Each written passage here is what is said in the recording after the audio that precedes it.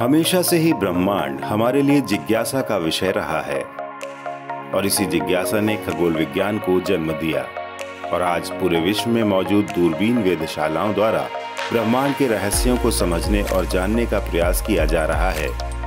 विज्ञान और प्रौद्योगिकी विभाग के अधीन स्वायत्त संस्थान आर्यभट्ट प्रेक्षण विज्ञान शोध संस्थान यानी एरीज दुनिया की ऐसी ही खगोल वेधशालाओं में से एक है, जहां अब भारत का पहला 4 मीटर अंतर्राष्ट्रीय तरल दर्पण टेलीस्कोप स्थापित किया गया है।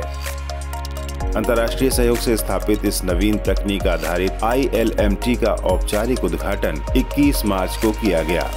इस मौके पर भागीदार राष्ट्रों के प्रतिनिधि और वैज्ञानिक तथा भारत सरकार के केंद्रीय विज्ञान एवं प्रौद्योगिकी और पृथ्वी विज्ञान मंत्री डॉक्टर जितेंद्र सिंह भी मौजूद रहे।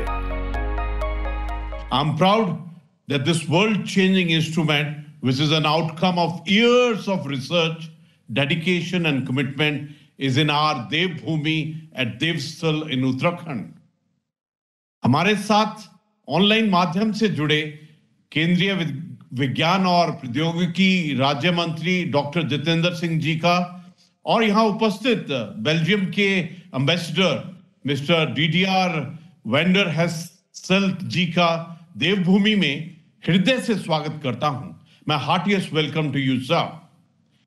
आज एक अलग उपलब्धि के साथ IMLT के रूप में एक और शक्तिशाली टेलीस्कोप की स्थापना न केवल भारत और इसके सहयोगी देशों के लिए बल्कि पूरे विश्व समुदाय के लिए बहुत ही गौरव की बात है।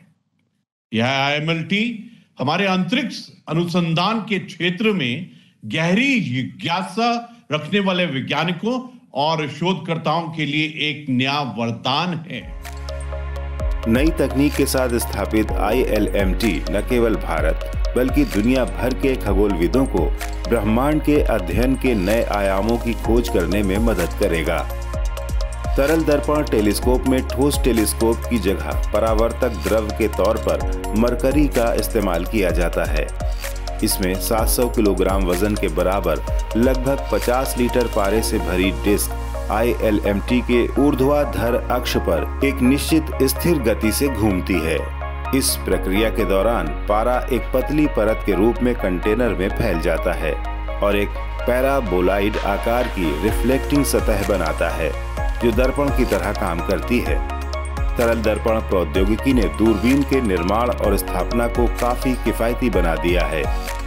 एक पारंपरिक टेलीस्कोप के लिए दर्पण तैयार करना, परिवहन करना और स्थापित करना एक बहुत ही जटिल और महंगा काम रहा है, लेकिन मरकरी के परिवहन के लिए छोटे भंडारण की जरूरत होती है और इससे बड़े दर्पण तैयार किए जा सकते हैं। I am proud to observe and also share with this audience the great achievement by Dr. Banerjee and his team, because the ILMT is the first liquid mirror telescope designed exclusively, may I repeat and reiterate, exclusively for astronomical observations. And therefore I said just a few moments ago, it has placed India into a new level of astronomical achievements in the world arena. It is also the largest aperture telescope available in the country today, and at present it is also the very first optical survey telescope in India. So we have actually opened new vistas for the nation. Today's inauguration is an extraordinary accomplishment in the Indo-Belgian relations and a testament to the hard work and ingenuity of the Belgian and Indian scientists and engineers who spearheaded this project. The close cooperation between BELSPO, Belgium Science and Policy Office, ARIES, and India's Department for Science and Technology was crucial.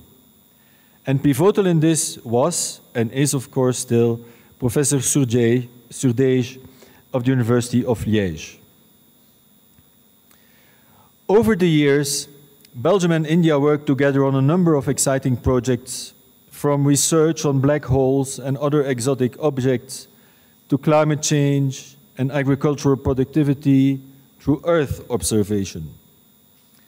I am confident that with this new telescope, together, India and Belgium will be able to unlock many more secrets.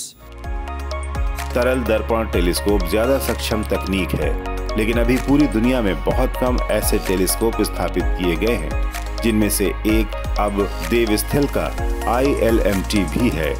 इसे Canada और Belgium के सहयोग से स्थापित किया गया है, जिसके संचालन और रखरखाव की जिम्मेदारी भारत की है।